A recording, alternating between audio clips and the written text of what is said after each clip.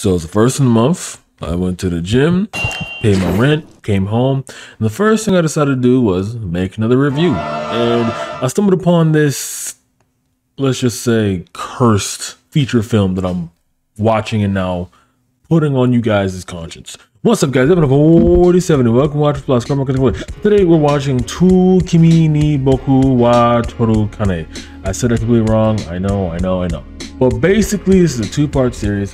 It's going to involve a lot of multiple cast members entering the scene in every single sense of the word, and that's not the way you want to go down, then this is definitely not for you. 100%. Basically, the main part that kind of stuck on me, it's because it's the whole NTR aspect, but I want to say boiled down to one of its worst, I guess, endings, because let me see if it shows it here. As you can see here, there's blood stains on the floor.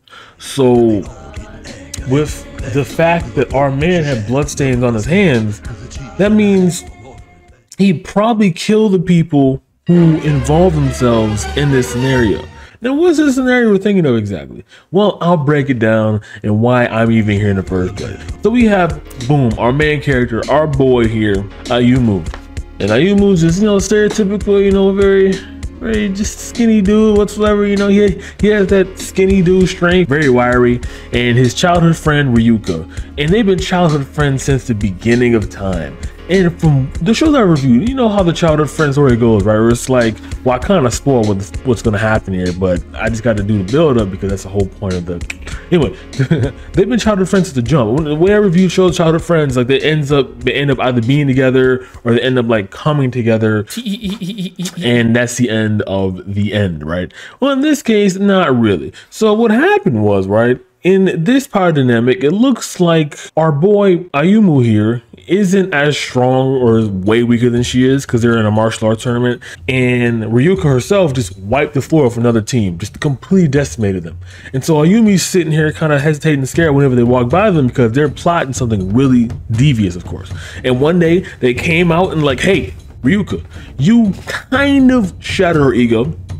You gotta shatter your jaw. And then they try to beat her up and him up in a dark alleyway outside. Like this is some Todokanai-esque situation where it's like in the middle of a random park at night. I don't know what's up with these like random fights at the park at like midnight. With one light beaming over. What is that trope? What is that? Anyway, so that's happening, and this random tall dude who looks like Tenya from My Hero Academia pulls up, knocks out the room at the same time. He's like, "Don't worry, lady, I'm here to save you." And Ryuka just felt a twitch and it fell in love with him instantly.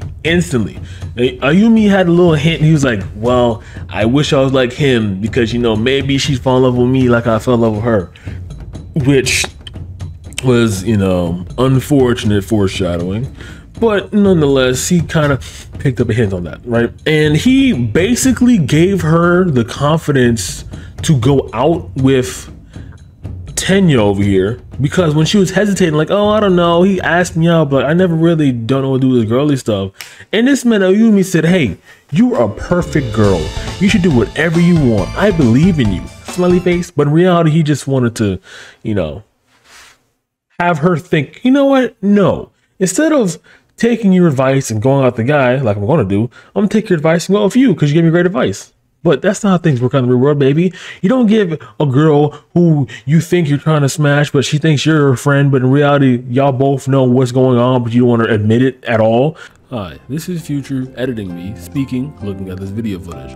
So don't let the person who is reviewing the filth that he is reviewing tarnish your view on relationships with women, okay? I was just very bitter. I was in the moment. I was feeling it. This is not always true. So again, take this with a massive grain of salt as big as the entire ocean itself, because there's a lot of salt in the ocean. Okay, back to the review. You don't really give her any advice at all, because if you do, then she's gonna up and leave you because this situation's awkward, that situation isn't.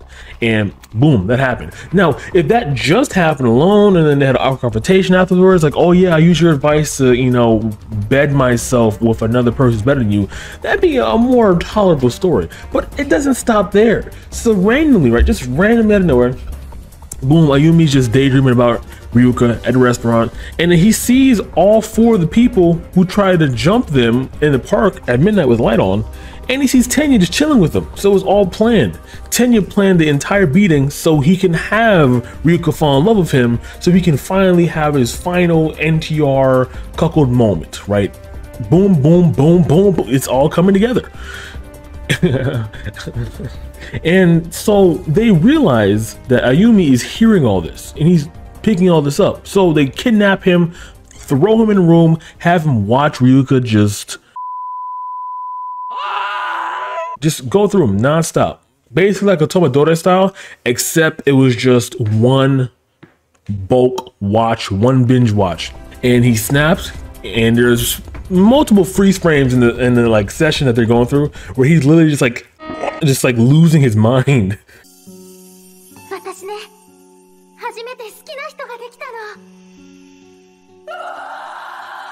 Because clearly his entire fantasy is getting shattered in front of him in the worst way it possibly can, other than her getting murdered.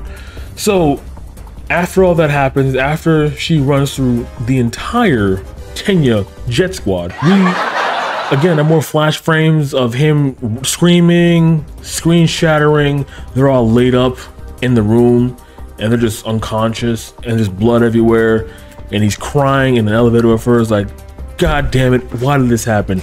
That's the end of the story.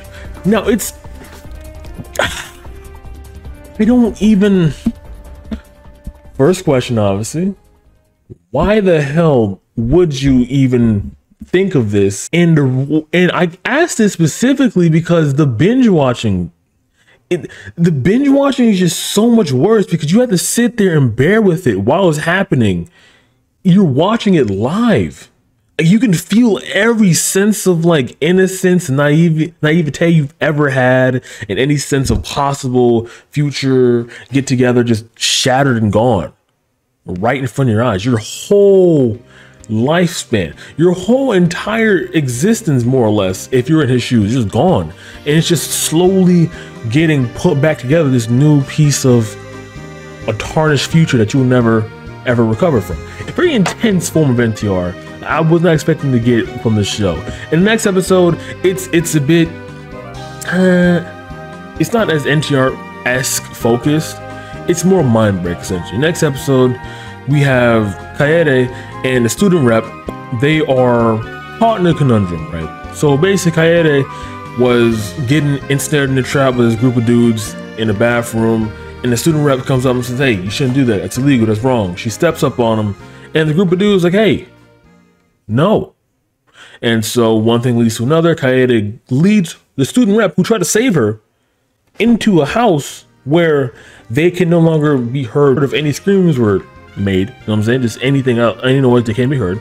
And so once Kaede leads her there as the whole, you know, yeah, thanks for helping me out. If you come with me and tell my parents about it, I'll tell the cops and everything will be saved. Surprise, surprise, nothing was like that. The girls would set Kaede up and I sent the student council president up, and that's the entire series. Now, it's not as much as interesting or even anything to delve into. It's just basically straightforward, just blackmail, someone who's trying to think they're saving the blackmail, psych, I lie, you're in blackmail with me deeper, and now we're stuck here forever, and you like this now. It's not fun to make fun of that, because like, it's, come on, bro, where's the joke, where's the comedy in that? Nobody's childhood is being ruined, none of that stuff. It's just I guess you can say that about any of these shows, but yeah.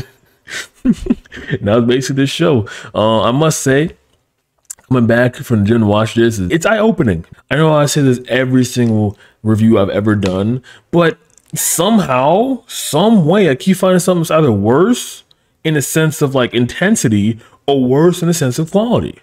And speaking of animation quality, it's pretty good, pretty stellar. If you don't mind the gut-wrenching details I described earlier, you can go and check this out for yourself. Go ahead, be free. I'm not gonna stop you. All right, guys, I don't have an outro, but if I did, it wouldn't matter because no makes for the video. Good night. Now, time for me to go to sleep because I gotta go to work at 5 a.m.